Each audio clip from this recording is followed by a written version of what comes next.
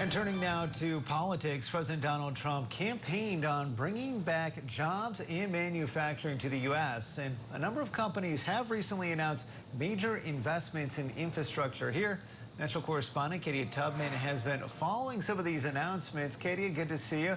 What has the White House said about these investments?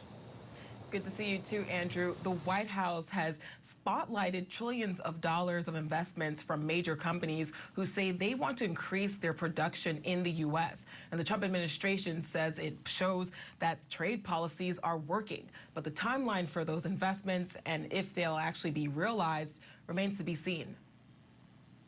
President Trump has promised his tariffs will bring manufacturing and jobs back to the U.S. Jobs and factories will come roaring back into our country. And many companies have announced commitments to increase domestic production.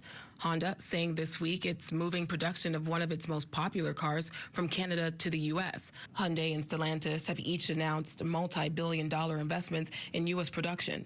Apple and Nvidia each committing investments of up to $500 billion over the next 4 years in domestic infrastructure and manufacturing. And medical research companies, including Abbott Laboratories, Merck, and Roche, also announcing major U.S. investments. The Trump administration touting trillions of dollars of investments in a running list on the White House's website. But those commitments might not become reality, according to supply chain expert Kimberly Reuter. 30% or less are going to actually follow through with the full intent of what they've announced. They're going to fall into a situation where it's just more complex and more difficult than they've even planned for. That's because creating infrastructure to transition supply chains takes time. It will take 5 years for us to have meaningful manufacturing here in the United States.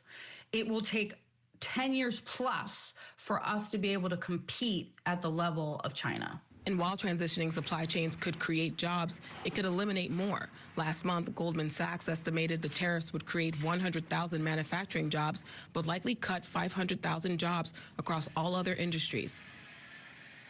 Now, filling manufacturing jobs that are new could present another challenge with the country's current labor force. Now, right now, there are about 500,000 open manufacturing jobs in the U.S., and that's according to data from the Bureau of Labor Statistics.